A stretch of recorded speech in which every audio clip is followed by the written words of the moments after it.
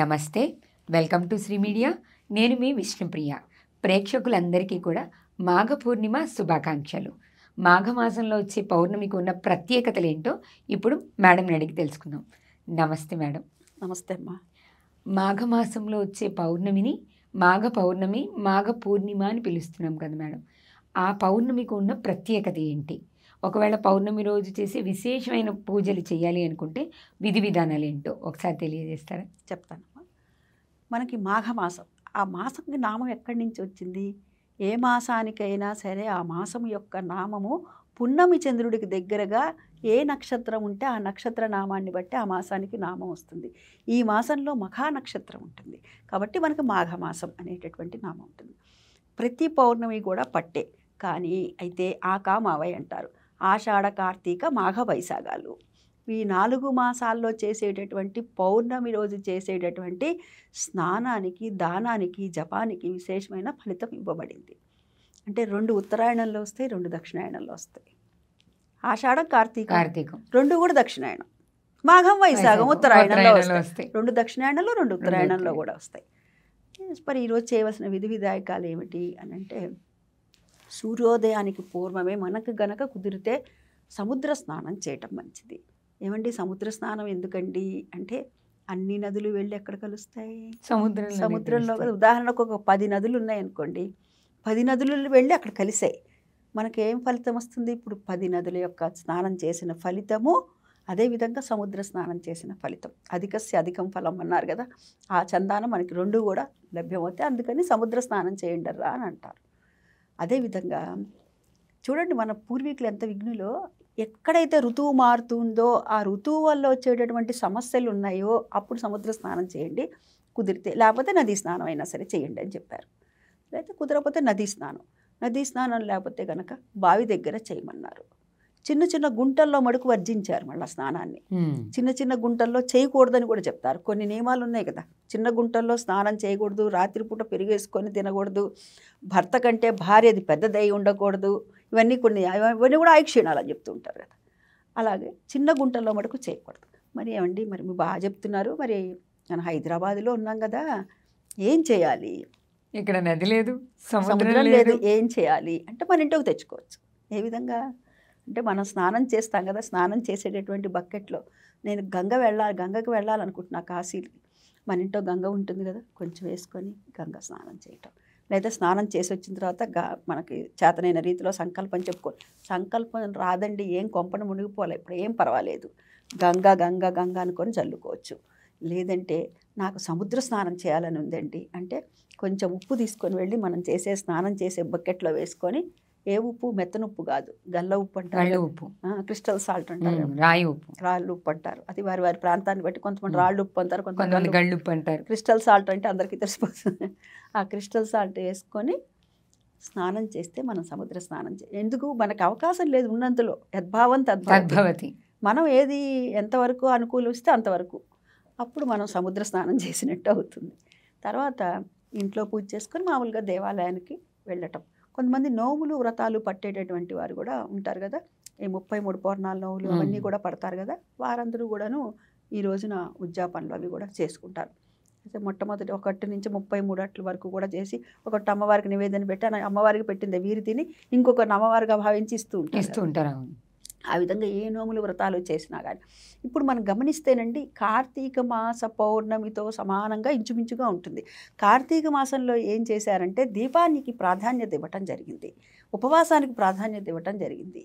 ఈ మాఘమాసంలోకి వచ్చేసరికి స్నానానికి ప్రాధాన్యత ఇవ్వటం జరిగింది. స్నానానికి ప్రాధాన్యత ఇవ్వటంతో పాటుగా కార్తీక పౌర్ణమి రోజున ఏ విధంగా అయితే నోములు వ్రతాలు చేసుకుంటారో, ఈ మాసం మాఘమాసం అంటే విష్ణు ప్రీతికరమైనటువంటి మాసం అని అంటారు. విష్ణు ప్రీతికరమైన మాసం అయినప్పటికీ కూడాను ఈశ్వరుడికి సంబంధించినటువంటి మహాశివరాత్రి కూడా ఈ మాసంలోనే వస్తుంది. మరి అయితే శివాయ విష్ణు రూపాయ శివరూపాయ విష్ణవే అన్నారు కదా. శివుడికి విష్ణువుకి కూడా అవేదం కదా అని చెప్పి ఈ మాసం అంతా కూడా విష్ణు ప్రీతికరమైనటువంటి మాసం కాబట్టి, విష్ణువుకు సంబంధించినటువంటి సత్యనారాయణ స్వామి వ్రతాన్ని కూడా ఈ రోజున చేసుకుంటాం. ఇక్కడ నది లేదు, సముద్రం లేదు, ఏం చేయాలి అంటే మన ఇంటికి తెచ్చుకోవచ్చు. ఏ విధంగా అంటే, మనం స్నానం చేస్తాం కదా, స్నానం చేసేటటువంటి బకెట్లో నేను గంగకు వెళ్ళాలనుకుంటున్నా కాశీకి. మన ఇంట్లో గంగ ఉంటుంది కదా, కొంచెం వేసుకొని గంగ స్నానం చేయటం. లేదా స్నానం చేసి వచ్చిన తర్వాత మనకి చేతనైన రీతిలో సంకల్పం చెప్పుకోవాలి. సంకల్పం రాదండి, ఏం కొంపను మునిగిపోలే, ఇప్పుడు ఏం పర్వాలేదు, గంగ గంగ గంగ అనుకొని చల్లుకోవచ్చు. లేదంటే నాకు సముద్ర స్నానం చేయాలని ఉందండి అంటే కొంచెం ఉప్పు తీసుకొని వెళ్ళి మనం స్నానం చేసే బకెట్లో వేసుకొని, ఏ ఉప్పు, మెత్తన ఉప్పు కాదు, గల్ల ఉప్పు అంటారు, ఉప్పు, క్రిస్టల్ సాల్ట్ అంటారు, రాళ్ళు ఉప్పు అంటారు. అది వారి వారి ప్రాంతాన్ని బట్టి కొంతమంది రాళ్ళు ఉప్పు అంటారు, కొంతమంది గళ్ళు ఉప్పు అంటారు. క్రిస్టల్ సాల్ట్ అంటే అందరికీ తెలిసిపోతుంది.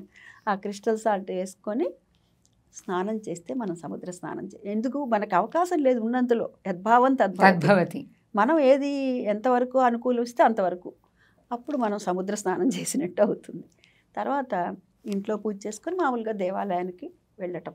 కొంతమంది నోములు వ్రతాలు పట్టేటటువంటి వారు కూడా ఉంటారు కదా, ఈ 33 పౌర్ణాల నోములు అవన్నీ కూడా పడతారు కదా, వారందరూ కూడాను ఈ రోజున ఉద్యాపనలు అవి కూడా చేసుకుంటారు. అయితే మొట్టమొదటి 1 నుంచి 33 అట్ల వరకు కూడా చేసి, ఒకటి అమ్మవారికి నివేదన పెట్టి అమ్మవారికి పెట్టింది వీరి తిని ఇంకొక అమ్మవారిగా భావించి ఇస్తూ ఉంటారు. ఆ విధంగా ఏ నోములు వ్రతాలు చేసినా కానీ ఇప్పుడు మనం గమనిస్తేనండి, కార్తీక మాస పౌర్ణమితో సమానంగా ఇంచుమించుగా ఉంటుంది.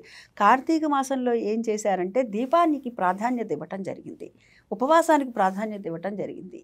ఈ మాఘమాసంలోకి వచ్చేసరికి స్నానానికి ప్రాధాన్యత ఇవ్వటం జరిగింది. స్నానానికి ప్రాధాన్యత ఇవ్వటంతో పాటుగా కార్తీక పౌర్ణమి రోజున ఏ విధంగా అయితే నోములు వ్రతాలు చేసుకుంటారో, ఈ మాసం మాఘమాసం అంటే విష్ణు ప్రీతికరమైనటువంటి మాసం అని అంటారు. విష్ణు ప్రీతికరమైన మాసం అయినప్పటికీ కూడాను ఈశ్వరుడికి సంబంధించినటువంటి మహాశివరాత్రి కూడా ఈ మాసంలోనే వస్తుంది. మరి అయితే శివాయ విష్ణు రూపాయ శివరూపాయ విష్ణవే అన్నారు కదా, శివుడికి విష్ణువుకి కూడా అవేదం కదా అని చెప్పి ఈ మాసం అంతా కూడా విష్ణు ప్రీతికరమైనటువంటి మాసం కాబట్టి విష్ణువుకు సంబంధించినటువంటి సత్యనారాయణ స్వామి వ్రతాన్ని కూడా ఈ రోజున చేసుకుంటారు, మాఘ పౌర్ణమి రోజున.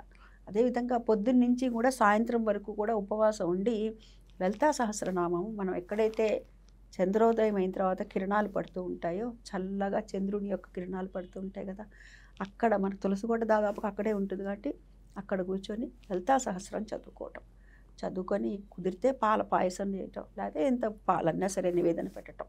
మన దగ్గర ఉంటే వెండి గిన్నెలో పెట్టమంటారు ఆయనకి, ఎందుకంటే చంద్రుడు మనఃకారకుడు కదా, మన మనసు బాగుంటే అంతా బాగుంటుంది అని పెద్దలు చెప్తూ ఉంటారు. వెండి గిన్నె కానీ ఇప్పుడు నన్ను కొని మనకండి, నేను ఉంటే అని చెప్పి, అందుకనే ఏది ఉంటే అది. అయితే మనకి రాగివి ఇత్తట్లో మనకు పాలు పోసి పెట్టకూడదు, కిలువ ఎక్కుతాయి కదా, మన ఆరోగ్యానికే మంచిది కాదు. అందుకని మన దగ్గర ఏ పాత్ర ఉంటే అది నివేదన పెట్టి ఆ తర్వాత వీడు భోజనం చేయవచ్చు.